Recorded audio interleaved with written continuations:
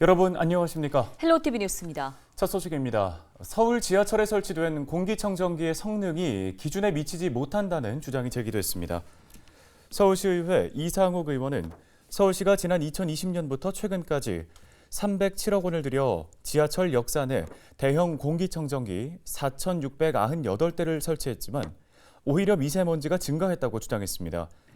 또 공기청정기를 설치한 4개 업체 가운데 3개의 업체의 제품이 기준에 미달했고 소비 전력이 3분의 1이 안 되는 채로 운행 중이라고 지적했는데요. 더불어 전기공사 관리는 분리발주해야 하지만 통합발주로 입찰 공고를 내 불공정 입찰이 이루어졌다고도 주장했습니다. 이에 대해 서울시는 감사를 통해 문제점이 발견되면 수사를 의뢰하겠다고 밝혔습니다. 양천구의회가 24일 본회의를 열고 안건 16건을 의결했습니다. 앞서 양천구의회는 계류 중이던 조례안들을 심사하는 과정에서 의원들 간 의견 조율을 위해 임시회 일정을 일주일 연장했는데요. 구의회는 지난해 미상정했던 조례안 중 해병 전후회 지원 조례안과 의용소방대 지원 조례안, 지역사회 보장협의체 운영 조례안을 제외한 나머지 5개 조례안을 이번 임시회를 통해 처리했습니다. 이번 회기를 앞두고 발의된 조례안 중 기록물 관리에 관한 조례안은 추가 검토를 위해 본회의에 상정되지 않았습니다. 이수옥 부의장은 장수 축하금 지급에 관한 조례안을 발의 철회했습니다. 양천구의회는 다음 달 28일부터 8일간 제299회 임시회를 개최할 예정입니다. 네, 양천구에서 8년 만에 마라톤 대회가 개최됩니다.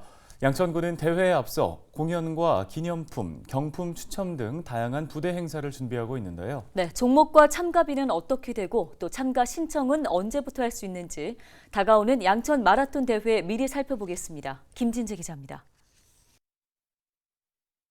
양천구가 오는 5월 13일 양천 마라톤 대회를 엽니다. 양천구에서 마라톤 대회가 열리는 건 지난 2015년 이후 8년 만입니다. 이번 마라톤 대회 코스는 모두 3가지로 참가자들은 해마루 축구장에 모여 출발하게 됩니다. 5km 종목은 해마루 축구장에서 출발해 안양천을 따라 반환점인 이대 목동병원 부근까지 다녀오는 코스입니다. 10km 참가자들은 5km 코스와 반대 방향으로 출발해 안양천을 따라 철산대교 하부까지 다녀오게 됩니다. 하프 종목은 10km와 같은 방향으로 출발해 반환점을 찍은 뒤 이대 목동병원 부근까지 갔다가 다시 해마루 축구장으로 돌아오는 코스입니다. 안양천을 기반으로 해서 제가 코스를 이번에 짰어요. 그래서 양천에 이렇게 좋은 공간이 있다는 걸 알릴 수 있는 홍보의 기회도 될 수 있을 것 같고요. 일반 주민분들도 오셔서 가볍게 할 수 있도록 그 코스도 좀 다양하게 했고요. 그리고 일반 부대 행사 이런 것 좀 많이 마련했습니다. 이번 마라톤 대회 참가 기념품은 기능성 티와 슬링백입니다. 5km 코스 참가자들은 기능성 티를 받고 10km 하프 코스 참가자들은 참가비에 따라 기능성 티와 슬링백을 받습니다. 양천구는 다음 달 3일 대회 전용 홈페이지를 개설한 뒤 오는 4월까지 참가 신청을 받을 예정입니다. 구는 선수와 자원봉사자 등을 포함해 이번 대회에 약 4천여 명이 참가할 것으로 예상하고 있습니다. 헬로티비 뉴스 김진재입니다. 다음 소식입니다. 오세훈 서울시장의 대표적인 보육 공약 사업인 서울형 모아 어린이집 83곳이 신규로 선정됐습니다. 서울시는 지난 3일부터 열흘간 모아 어린이집 공개 모집을 실시한 결과 454곳이 참여해 5.4대 1의 경쟁률을 보였다고 밝혔습니다. 시는 어린이집 정원 현황과 어린이집 간의 거리, 특화보육 운영 실적 등을 평가해 83곳을 최종 선정했다고 덧붙였습니다. 서울형 모아 어린이집은 현재 162곳이 운영 중이며 83곳이 추가돼 245곳으로 늘어나게 됐습니다. 서울형 모아 어린이집은 도보 이용권에 있는 국공립, 민간, 가정 어린이집을 하나의 공동체로 묶어 아이들을 함께 키우는 서울시의 새로운 보육 모델입니다.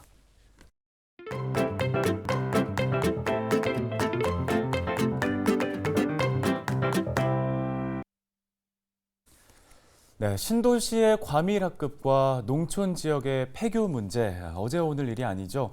어떤 곳은 인구가 줄면서 학교가 문을 닫고 있고 또 어떤 곳은 신도시가 생기면서 학교가 부족한 상황입니다. 네, 갈수록 심각해지는 학교 양극화 문제를 짚어봤습니다. 기자가 간다 송효창 기자입니다. 제가 지금 나와 있는 이곳은 인천 송도 국제도시의 한 중학교입니다. 이른바 콩나물 교실로 불리는 과밀 학급인데요.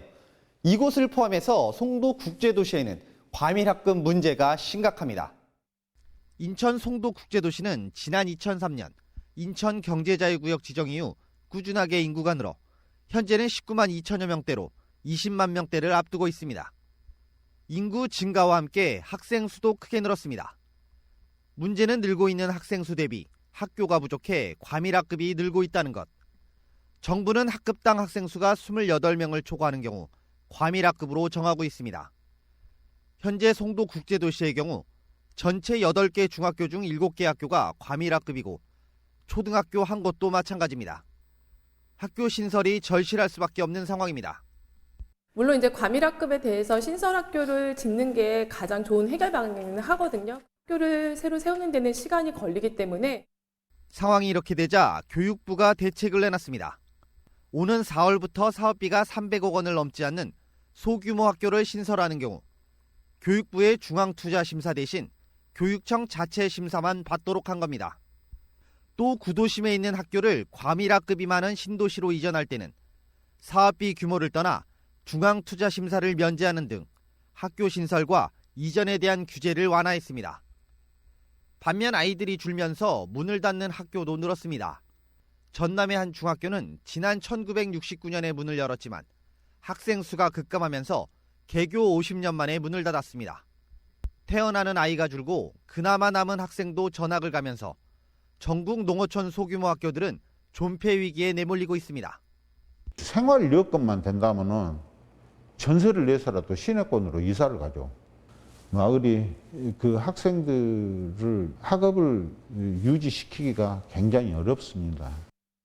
교육부 자료를 보면 올해 전국 초중고등학교 학생 수는 521만 명, 내년에는 514만 명으로 줄고 2025년에는 503만 명으로 해마다 감소해 3년 뒤인 2026년에는 400만 명대까지 내려갈 것으로 전망되고 있습니다. 문제는 학생이 줄면서 학교가 사라지는 속도 역시 빨라지고 있다는 겁니다. 지난해 3월 기준 전국 폐교 현황을 보면 전국에서 3,896곳의 학교가 문을 닫았습니다. 지역별로는 전남이 839곳으로 가장 많은 학교가 문을 닫았고 경북 735곳, 경남 582곳 순이었습니다. 수도권도 서울 3곳, 인천 57곳, 경기 178곳 등 238곳에 달했습니다. 한쪽에서는 학생 수가 부족해 학교가 문을 닫고 다른 한 곳에서는 신도시가 생겨나면서 학교가 부족하다고 아우성입니다. 신도시 과밀학급과 농촌의 폐교 문제가 공존하는 지금 과밀 해소는 물론 교육 양극화 문제 해결에도 관심이 필요해 보입니다. 기자가 간다, 소규창입니다.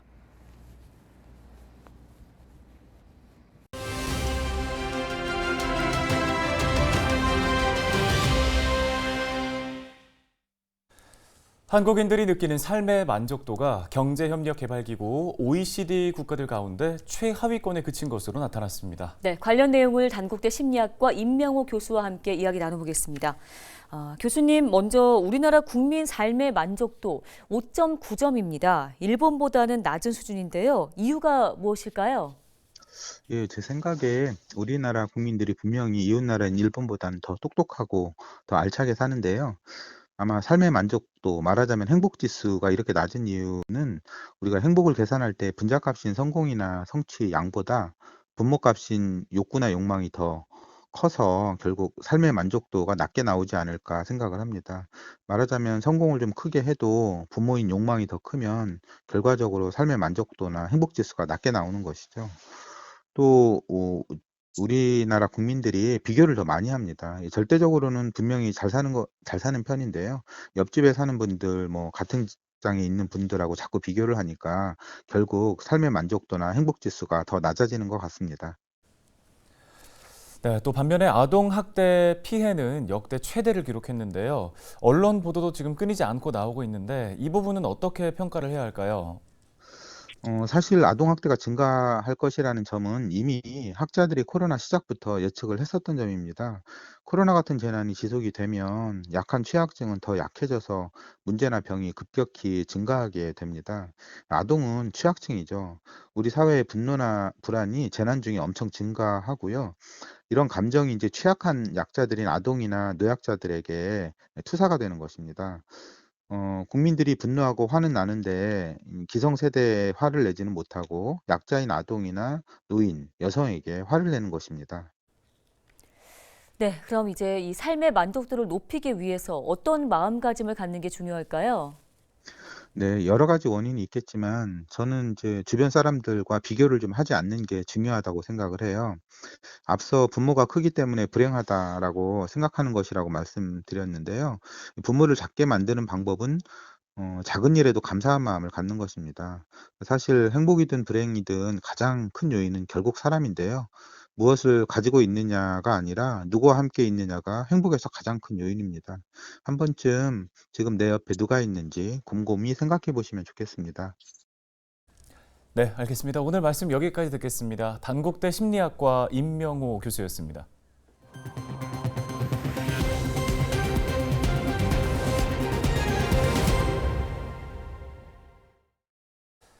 2월 초 튀르키예 인근을 강타한 규모 7.0 이상의 대지진 이후 여진이 이어지고 있습니다. 수만 명이 숨지고 다친 이들은 셀 수도 없는 안타까운 상황인데요. 튀르키예는 우리나라 자유를 지키기 위해 6.25 전쟁에 참전한 나라이기도 한데 전쟁 1세대라고 불리는 60대 한국 의사들이 의료 봉사에 나섰습니다. 네, 튀르키예 현재 상황은 어떤지 의료 봉사 활동에 나선 그린닥서스 소속 의사와 화상 인터뷰를 진행했습니다. 차선영 기자가 소식 전해드립니다. 튀르키예 최남단 지역, 지난 2월 초 대지진 이후 2주 만에 또다시 강진이 발생했습니다. 수많은 건물이 무너지면서 곳곳에 잔해 더미가 쌓여 있습니다. 아수라장이 된 도시에 차려진 임시진료소, 사상자들이 몰려듭니다. 피해가 극심한 안타키아와 메르신 일대 의료봉사 활동에 나선 그린 닥터스 소속 한국 의사들이 꾸린 곳입니다.